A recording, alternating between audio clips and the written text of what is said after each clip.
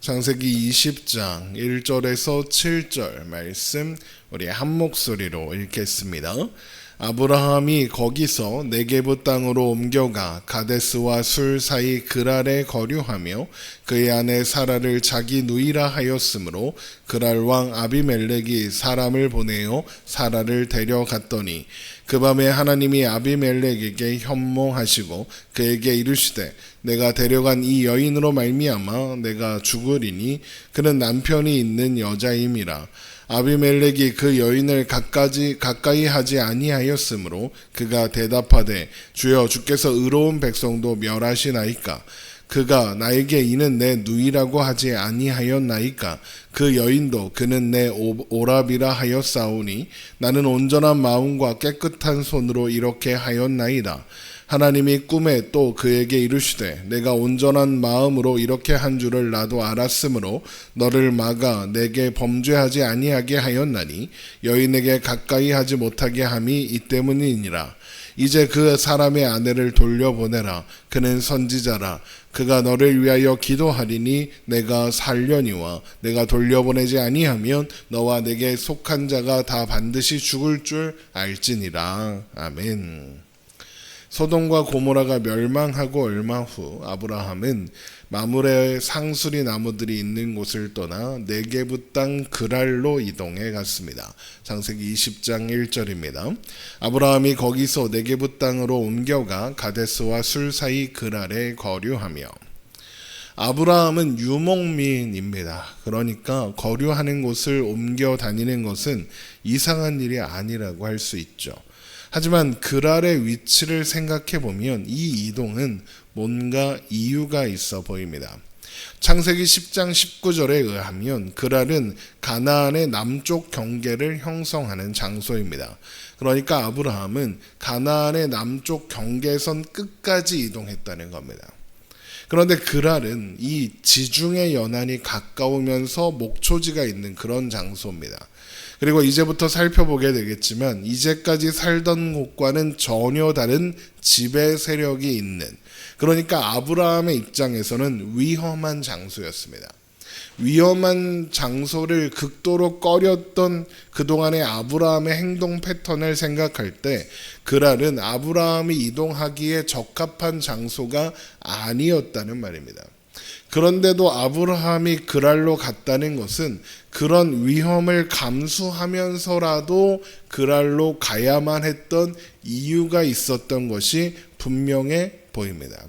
그러면 그런 위험에도 불구하고 그랄로 가야만 했던 아브라함의 이유는 무엇이었을까? 아브라함이 마므레 상수리 나무가 있는 곳에서 가장 최근에 경험한 일이 무엇이었죠? 바로 소돔과 고모라가 멸망한 겁니다. 우리 한 장 앞으로 돌아가서 창세기 19장 27절을 봅니다. 창세기 19장 27절. 아브라함이 그 아침에 일찍이 일어나 여호와 앞에 서 있던 곳에 이르러 소돔과 고모라와 그 온 지역을 향하여 눈을 들어 연기가 온기 가마에 연기같이 치솟음을 보았더라.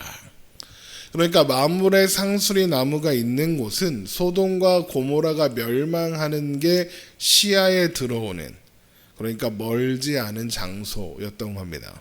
그리고 그 모습을 본 아브라함이 위험한 장소인 그랄로 갔습니다.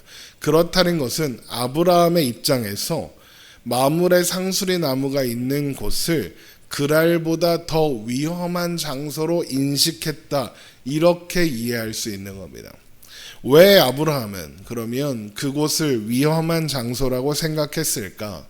그 이유는 소돔과 고모라가 불로 심판을 받아 멸망하는 걸 보았기 때문에 그렇습니다.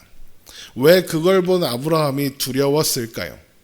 소돔과 고모라의 심판의 예고를 들은 아브라함은 하나님께 의인과 악인을 함께 심판하시면 안 된다, 그건 부당한 일이다 라고 주장했습니다. 마치 자신은 의인이라도 된 것처럼 말이죠.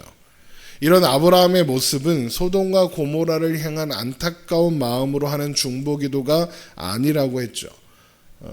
이것은 아브라함이 인간의 노력으로 의인이 될 수 있다고 생각하고 있으며 아브라함 자신은 소돔과 고모라 사람들과는 달리 의인이라고 생각하고 있다는 증거다라고 했습니다.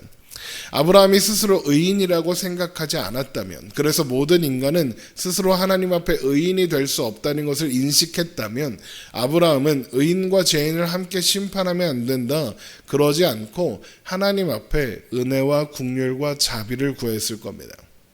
하지만 아브라함은 스스로 의인이라고 생각했고, 또한 인간이 스스로의 힘으로 의인이 될 수 있다고 생각했기 때문에 소돔에 있는 의인을 위해서 심판하지 말라고 하나님께 부탁한 겁니다. 그런데 소돔과 고모라가 심판을 받았습니다.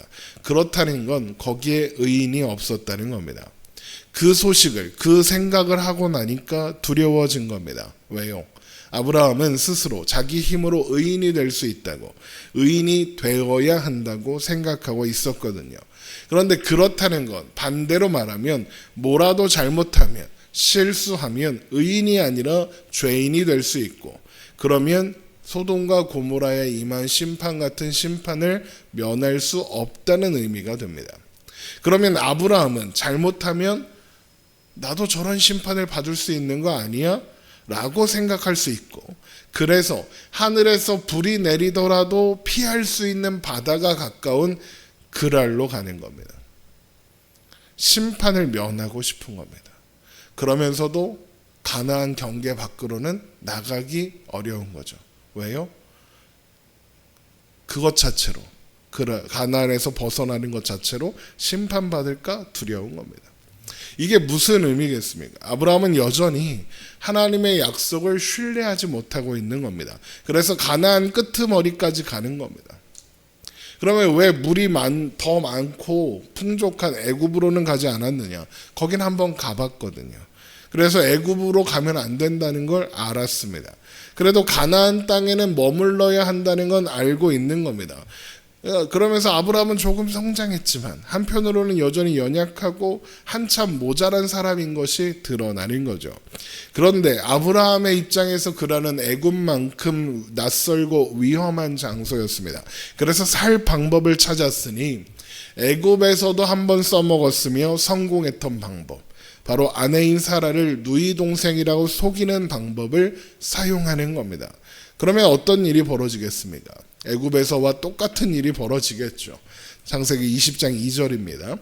그의 아내 사라를 자기 누이라 하였으므로 그랄 왕 아비멜렉이 사람을 보내어 사라를 데려갔더니, 그러니까 아브라함이 또 아내를 팔아먹는 겁니다. 왜요? 아브라함에게는 자신의 안전이 더 중요했으니까요. 그래서 그랄로 온 거고, 그래서 또 아내를 누이라고 속인 거고, 그래서 또 아내를 빼앗기는 겁니다. 그런데 생각해보면 이거 좀 이상하죠. 애굽에 갔을 때는 사라가 그래도 아직 젊어서 아름다워 보였고, 그 아름다움 때문에 바로가 사라를 데리고 왔을 수 있습니다. 그런데 지금의 사라는 90세입니다. 여성의 생리가 끊긴 지 오래입니다. 그러니까 그랄 왕 아비멜렉이 외적인 아름다움 때문에 사라를 데리고 갈 만한 매력이 없었다는 겁니다. 그러면 그럼에도 불구하고 아비멜렉은 왜 사라를 데리고 가는 걸까요? 그 이유가 뭘까요? 유대인들은 하나님께서 사라에게 임신과 출산을 예고하신 후에 사라가 원래의 아름다움을 회복했기 때문이다, 이렇게 생각한다고 하는데, 이건 좀 설득력이 떨어집니다. 왜냐하면 창세기에 그렇게 볼 만한 근거가 없을 뿐만 아니라 창세기의 맥락상 사라는 임신과 출산이 불가능한 상태에서 임신했고 이삭을 낳았기 때문에 그렇습니다. 그러니까 젊음이 회복된 게 아닙니다. 그러면 아비멜렉이 사라를 데리고 가는 이유는 무엇일까요? 바로 아브라함의 재산과 세력 때문입니다. 아비멜렉의 입장에서 마므레에서 이동해온 아브라함의 세력은 함부로 건드릴 수 없는 수준의 것이었습니다. 게다가 아브라함에 관한 소문이 있습니다. 아브라함이 사병들을 데리고 요단 지역에서 일어난 전쟁에서 승리했던 엘람왕 그돌라오메를 물리쳤다라는 소문이 있습니다. 그러니 아비멜렉의 입장에서 아브라함은 적대하면 안 되고 가급적 같은 편을 들어야 하는 겁니다. 같은 편으로 만들어야 하는 거죠. 그리고 같은 편을 만드는 가장 좋은 방법이 뭡니까? 가족이 되는 겁니다. 그런데 마침 아브라함에게 나이가 많은 누이 동생이 있고 남편이 없어 보입니다. 그래서 사라를 데리고 가는 겁니다. 아브라함과 친교를 맺고 싶고 가족이 되고 싶었던 거죠. 그런데 그날 밤 하나님께서 아비멜렉에게 현몽하사 사라를 데려온 일로 아비멜렉이 죽을 거라고, 그녀는 남편이 있는 여자라고 협박을 하십니다. 창세기 20장 3절입니다. 그 밤에 하나님이 아비멜렉에게 현몽하시고 그에게 이르시되 내가 데려간 이 여인으로 말미암아 내가 죽으리니 그는 남편이 있는 여자임이라. 그러니까 아비멜렉이 당황하고 깜짝 놀라서 사라를 가까이 하지 않았다, 건드리지 않았다, 주여 주께서는 의로운 백성도 멸하십니까? 라고 항변합니다. 그러면서 자신이 사라를 데리고 온 것은 아브라함이 그녀를 누이라고 해서, 또 사라도 아브라함이 자기 오랍이라고 해서 그런 거라고, 자신은 그녀가 아브라함의 아내인 줄은 꿈에도 몰랐다고 변명합니다. 창세기 20장 4절이죠. 아비멜렉이 그 여인을 가까이 하지 아니하였으므로 그가 대답하되 주여 주께서 의로운 백성도 멸하시나이까? 그가 나에게 이는 내 누이라고 하지 아니하였나이까? 그 여인도 그는 내 오랍이라 하였사오니 나는 온전한 마음과 깨끗한 손으로 이렇게 하였나이다. 그러니까 아비멜렉은 내가 그 여인에게 음욕을 품어서 데리고 온 거 아니다. 아브라함과 친하게 지내고 싶었을 뿐이다. 내 진심은 이런 거니까 한 번만 살려주시면 안 되겠습니까? 이러는 겁니다. 그런데 그러면서 아비멜렉이 뭐라고 합니까? 주여 주께서 의로운 백성도 멸하시나이까? 라고 합니다. 이 말은 아브라함이 소돔과 고모라에 관하여 했던 말과 정확하게 일치하죠. 그때의 아브라함은 자신의 의로움을 근거로 이야기했습니다. 그런데 이제는 아비멜렉을 통해 아브라함의 불의함이 드러나고 있습니다. 아비멜렉은 의롭고 아브라함은 불의합니다. 이제 아브라함이 소돔과 고모라에 살았던 사람들의 위치에 오게 된 겁니다. 여러분, 누가 의인입니까? 의인은 없나니 하나도 없는 겁니다. 결국 아브라함은 하나님의 은혜로 선택받은 사람일 뿐 의인이 아니라는 것이 이 아비멜렉의 말을 통해 드러나는 겁니다. 당연히 하나님은 그것을 알고 계셨습니다. 그래서 아비멜렉에 현몽하사 그 일을 알리셨다라고 그러시면서 사라를 돌려보내라 그러시는 겁니다. 창세기 20장 6절입니다. 하나님이 꿈에 또 그에게 이르시되 내가 온전한 마음으로 이렇게 한 줄을 나도 알았으므로 너를 막아 내게 범죄하지 아니하게 하였나니 여인에게 가까이 하지 못하게 함이 이 때문이니라. 이제 그 사람의 아내를 돌려보내라. 그는 선지자라. 그가 너를 위하여 기도하리니 내가 살려니와 내가 돌려보내지 아니하면 너와 내게 속한 자가 다 반드시 죽을 줄 알지니라. 이렇게 하나님은 아비멜렉의 변론을 인정하셨습니다. 하지만 동시에 아비멜렉의 범죄를 막은 것은 아비멜렉이 의로운 사람이라서가 아니라 하나님이 막으셨기 때문이다라고 하십니다. 너를 막아 내게 범죄하지 아니하게 하였나니입니다. 그러니까 아비멜렉이 주장하는 깨끗한 양심, 결백, 온전한 마음과 깨끗한 손은 하나님의 은혜로운 간섭하심의 결과이지 아비멜렉이 의인이라서 스스로 행한 일은 아니라고 하시는 겁니다. 그러니까 하나님은 네가 의롭다고? 아니야, 너는 의롭지 않아. 내가 막았으니까 네가 간신히 죄를 안 지을 수 있었던 거야. 그냥 내버려 뒀으면 넌 결국 사라를 건드렸을 거고 그러면 넌 죽었을 거야 라고 하시는 겁니다. 그러면서 하나님은 아비멜렉에게 살 방법을 제시하는데 사라를 돌려보내고 아브라함의 기도를 받으라고 합니다. 창세기 20장 7절입니다. 이제 그 사람의 아내를 돌려보내라. 그는 선지자라.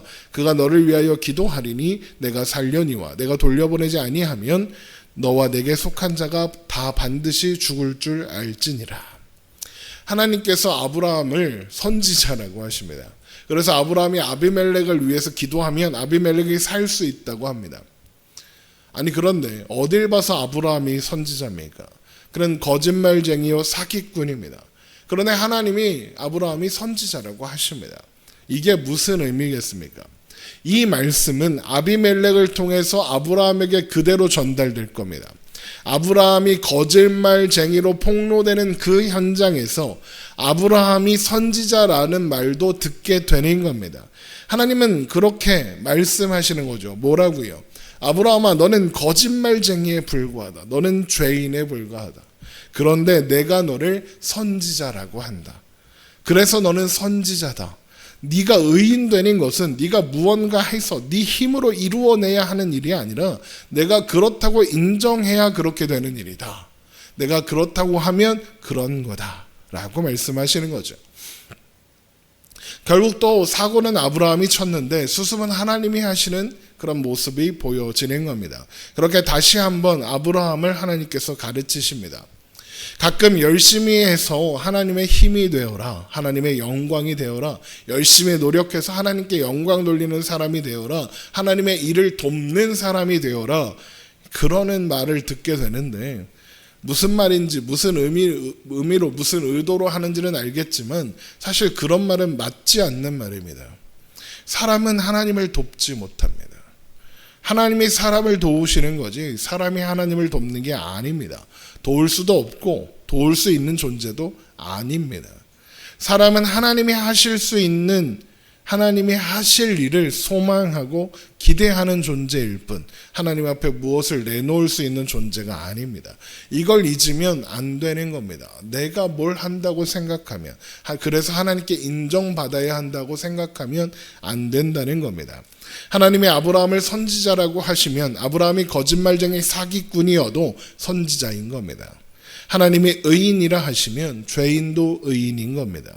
그건 우리가 뭔가 해서 하나님께 인정을 받아서 되는 것이 아니라 하나님께서 은혜를 베푸셔서 우리의 자격과 조건과는 상관없이 의롭다고 인정해 주실 때 하나님이 그렇다고 하실 때 그렇게 되는 겁니다. 우리가 아니라 하나님이 이루시는 겁니다. 이걸 아브라함에게 가르쳐 주시려고 하나님은 아브라함이 그랄로 가는 그걸 그냥 내버려 두신 겁니다. 은혜인 거죠. 기도하겠습니다.